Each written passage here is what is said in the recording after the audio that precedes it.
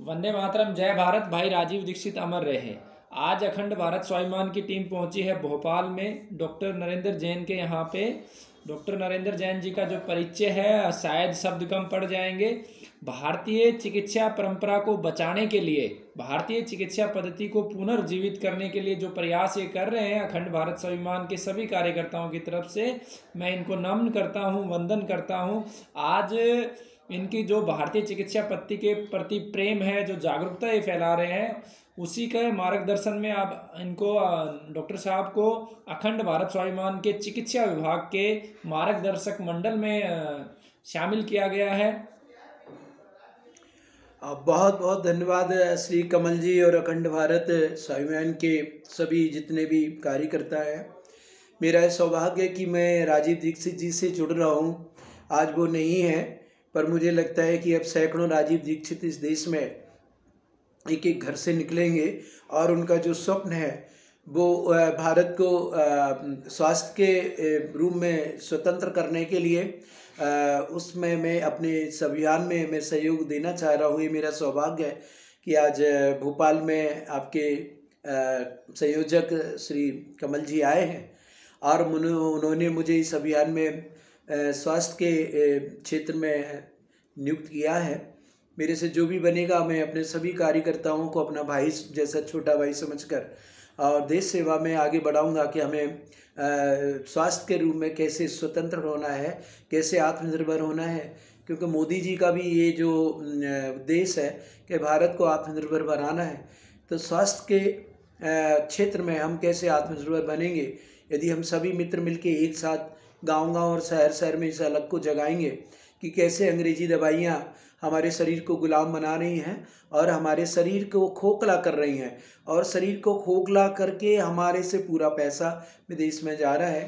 भारत का पैसा भारत में रहे, भारत का स्वास्थ्य ठीक रहे, इस प्रयास में मैं सभी मित्रों के साथ अपने ज्ञान को भी शेयर करना चाहूँगा कि अब समय आ गया है आयुर्वेद का, भारत की परंपरा का, कि हम सब लोग एकजुट होकर आगे बढ़ें और अंग्रेजी दवाइयों के विकल्प पूरे देश में दें। हम किसी का विरोध नहीं कर रहे हैं, पर हम अपनी भारत की परंपरा की स्वास्थ्य पद्धतियों का घर घर में एक जागृति के रूप में उन्हें है कि यदि आपको कोई औषधि खानी है तो सबसे पहले भारत की औषधियाँ खाइए। जब भारत की औषधियों से ठीक नहीं होंगे तो हम मजबूरी में यदि ज़रूरत होगी तो हम विदेशी ले सकते हैं, पर हम पहले जन्म लेते ही यदि विदेशी पद्धतियों का उपयोग करेंगे तो हमारा शरीर तो निश्चित तौर पर गुलाम होता चला जाएगा। और आज कमल जी ने बहुत बड़ी बात छेड़ दी है। मेरे पास तो मेरे ज़हन में इतना दर्द है कि मैं यदि बोलूं तो घंटों बोलता चला जाऊंगा कि भारत के शरीर को गुलाम कैसे बना लिया गया है। देश गुलाम था, हम लोग मुगलों के, अंग्रेज़ों के, हूणों के, किस किस के गुलाम नहीं रहे, पर बड़ी मुश्किल से हमारे भारत देश को गुलामी से निजात मिली, तो हमारा शरीर गुलाम होता चला जा रहा है और इसकी तरफ ना कोई सरकार, ना कोई शासन का, ना कोई विद्वत वर्ग और ना कोई बौद्धिक वर्ग इस पर ध्यान दे रहे हैं कि आने वाली हमारी पीढ़ियों का क्या हाल होगा। क्या निकलते ही दवाइयाँ खाएंगे? आज एक एक बच्चे को कितने वैक्सीनेशन दिए जा रहे हैं, कितने एंटीबायोटिक से हमारे देश में पूरा जीवन ही नाश कर दिया। कौन बताने वाला है? मैं डॉक्टर हूँ, 23 साल मैंने एलोपैथिक किया है।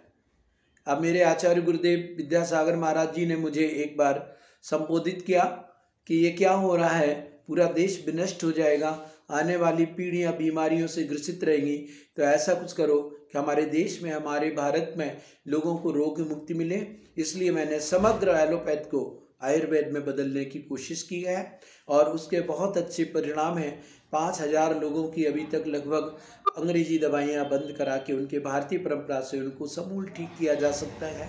यदि मेरे ज्ञान को अपन सभी लोग मिलके गांव-गांव और शहर-शहर में पहुंचाएंगे तो निश्चित तौर पर एक दिन भारत निरोग हो जाएगा और जो thyroid, blood pressure, diabetes, asthma, आम बात, रिमेटिक, बच्चेदानी की बीमारियाँ, बच्चों की बीमारियाँ, माइग्रेन, जितनी बीमारियां मैं नाम लूँ जो कभी ठीक ही नहीं हो रही हैं, एक बार यदि कोई दवाई चालू हो जाती है तो कभी बंद होने का नाम नहीं लेती हैं, दवाइयाँ बढ़ती चली जाती हैं और इन दवाइयों के दुष्प्रभाव में इन दवाइयों के कॉम्प्लिकेशन और साइड इफेक्ट में हम और दूसरी दवाइयाँ साथ में बढ़ाते चले जाते हैं।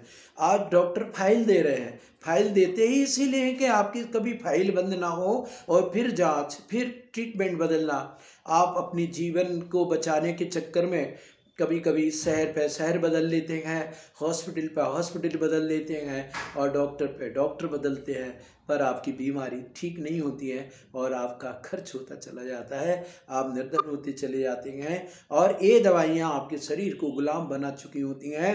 आप समझते हैं कि हम ठीक हो रहे हैं, पर आप कभी ठीक से रहते हैं, क्योंकि ये रिसर्च और डेवलपमेंट ही इसलिए होता है कि आप कभी ठीक ना हो, ठीक से रहें। यही एक कारण है कि भारतीय शरीर अंग्रेजी दवाइयों का गुलाम होता चला जा रहा है। बहुत बहुत धन्यवाद डॉक्टर साहब। और जैसा राजीव भाई का सपन था कि दवाओं से व्यक्ति ठीक नहीं हो सकता, जब तक व्यक्ति को ज्ञान नहीं होगा ठीक नहीं हो सकता। आपका जो ज्ञान है उसे भारत की जनता तक पहुंचाने की जिम्मेवारी अखंड भारत स्वाभिमान को है।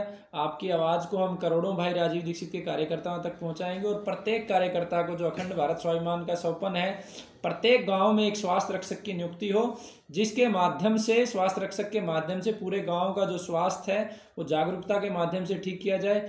आपने समय दिया और संगठन में जुड़ने के लिए आपका बहुत बहुत धन्यवाद, बहुत बहुत आभार। वंदे मातरम, जय भारत। भाई राजीव दीक्षित अमर रहे। वंदे मातरम।